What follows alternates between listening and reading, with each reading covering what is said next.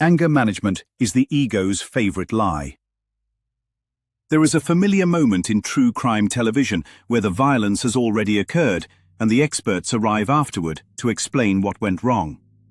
The damage is irreversible. The analysis is calm, clinical, almost comforting. Someone failed to intervene. Someone should have helped him manage his anger. That sentence sounds humane, even wise. It carries the authority of modern psychology and social concern. But hidden inside it is a devastating assumption that anger itself was inevitable, that it was justified, that the only failure was in regulation. This is where the ego enters quietly, without raising suspicion.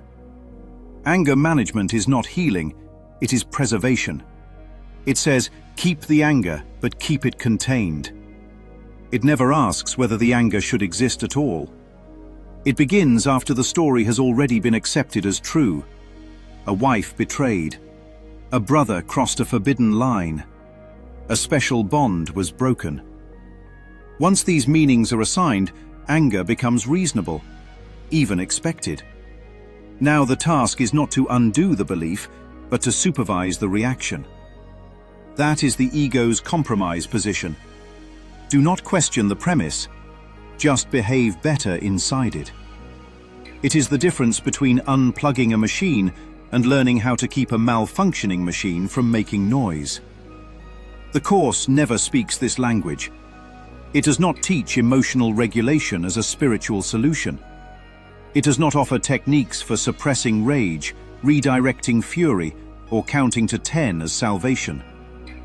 Because the moment anger is managed, it has already been declared real.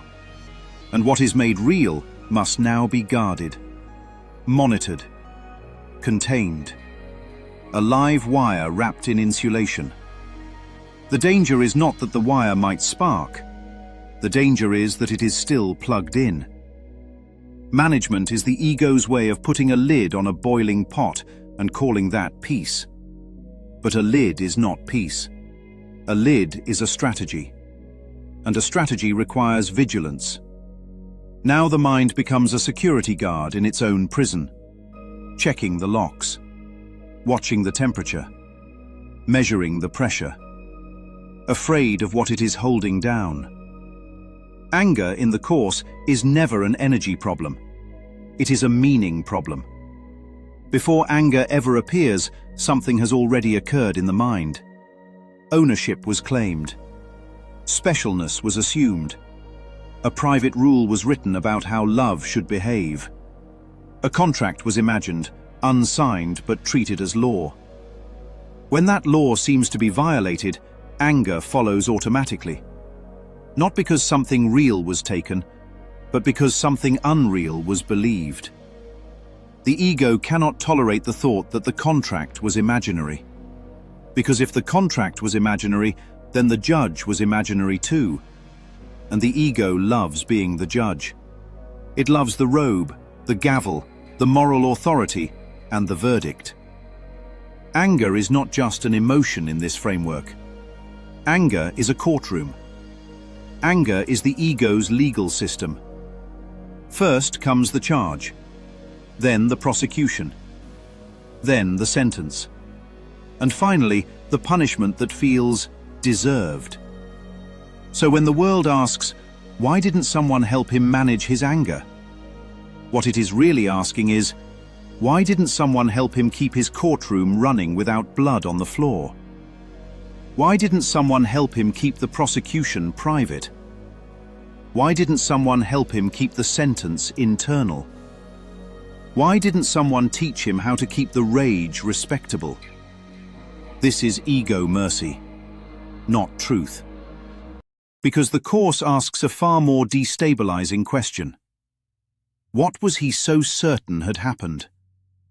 What meaning was he defending with his life? What identity did he think he would lose if he let the grievance go?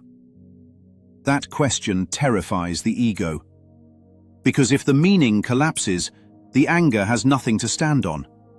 No justification, no fuel, no identity to defend. This is why the ego prefers management over forgiveness. Management preserves the story. Forgiveness, as the Course defines it, erases the story entirely. Not by denial, not by bypassing, but by recognition. The recognition that perception is not truth. The recognition that the mind gave the scene its meaning and can receive a different meaning. The recognition that nothing real can be threatened. The recognition that what is wholly loving cannot be owned, bartered, or monopolized. In the ego's model, love is scarce, so betrayal feels like theft. So anger feels like justice. So revenge feels like balance restored.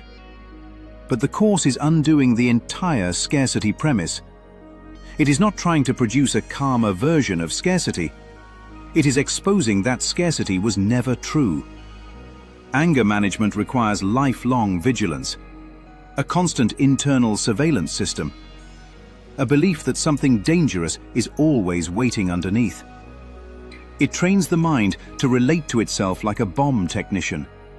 Cut the right wire, watch the clock, stay ready, never relax. Forgiveness requires only one thing: a willingness to question the meaning that was assigned. Not to excuse behavior, not to pretend harm is pleasant, not to call murder a lesson and move on, but to locate where the fire actually started.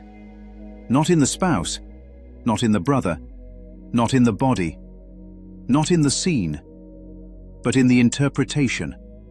Because interpretation is where the ego hides. It hides behind the claim, "This should not have happened." And once that claim is protected, anger becomes sacred. Now anger feels like loyalty to the self. Now letting it go feels like surrendering dignity. Now forgiveness feels like losing. But the Course flips that completely. It teaches that anger is never strength. Anger is fear wearing armor. Anger is pain pretending to be power. Anger is the ego insisting that separation is real and must be defended. So the ego says, "You are right to be angry. Just don't lose control." The Course says, "You are mistaken about what you think occurred." One approach builds a better cage. The other removes the bars altogether. That is why the ego will always recommend anger management. A managed prisoner is still a prisoner, and a forgiven mind no longer needs to be watched at all.